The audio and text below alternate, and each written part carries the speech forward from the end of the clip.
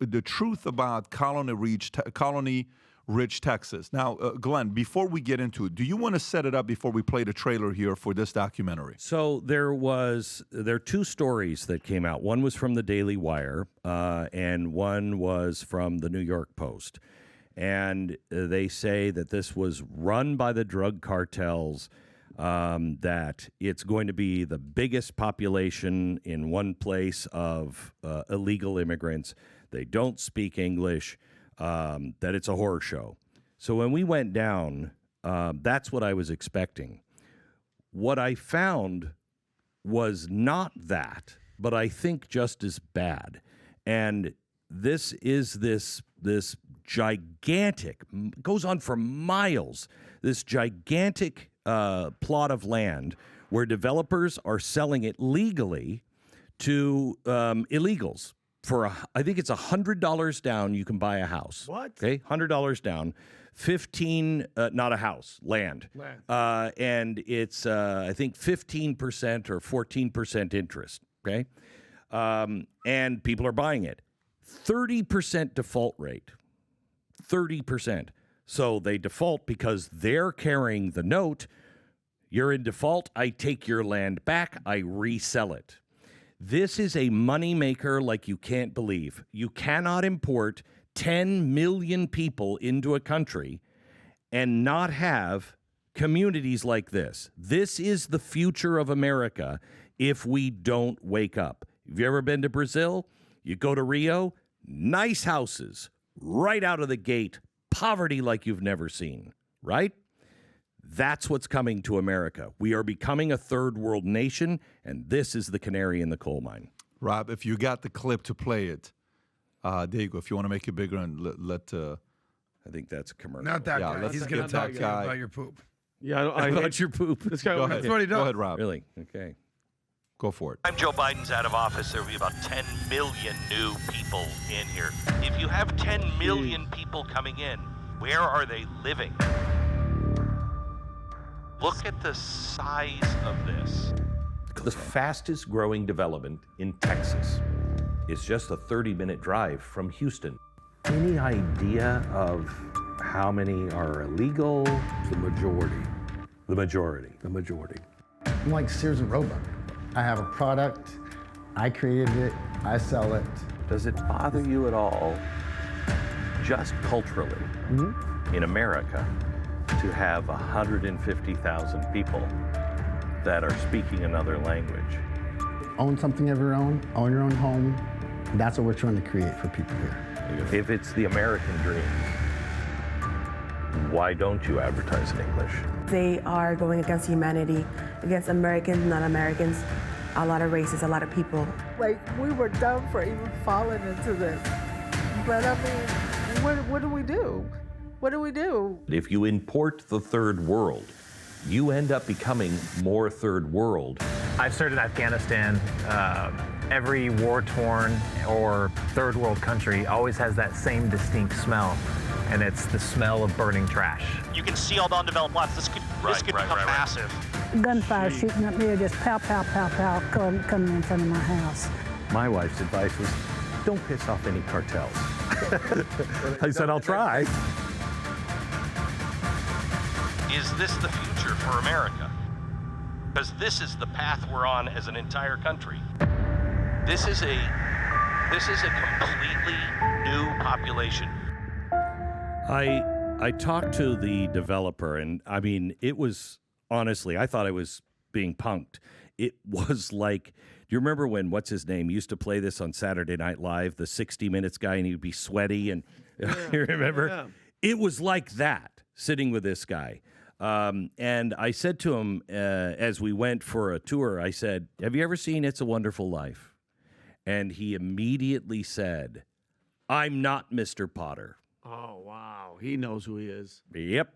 Wow. And it is Potterville. But you are looking at a place that the school, brand new, giant schools, are already putting trailers out, and there's no tax base. Okay? These are poor people. And we're just importing them. The crime is off the charts. And the developer was like, well, that's because the county. The county hasn't changed except for this. And the most disturbing thing is our Republican governor took $1.5 million from the developer's brother in campaign contributions. We called him. We wrote to him, snail mail even, just in case they... So who, Governor Abbott? Governor Abbott. No response. I can usually get a call back from somebody.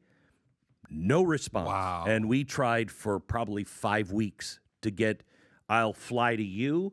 I'll do it at any hour, any time, any place. I just have a few questions. When I asked the developer, I said, what do people, why would you spend $1.4 million to the governor? He's like, well, we really think he's great. And I said, so do I, but I haven't given him 1.4. What are you getting for that 1.4? And he said, you don't get things from politicians like that. And I just looked at him and he went, okay, all right, okay. Yeah. I mean, But he didn't tell you. no, he didn't tell me. So but what do you think he's getting? If he were to get anything, what would he get from a Governor Abbott? He's getting, I think, call off the dogs. I don't think he's doing anything illegal, okay? But he's doing a lot of immoral stuff, really bad. He's really, I think, a really bad kind of businessman. But I don't think he's doing anything illegal. But how can the governor, who has such a problem, now this is a deeply red county. It won't be for long. The migrant, if you want to call it that, the migrant population already dwarfs the people that used to live there. Okay?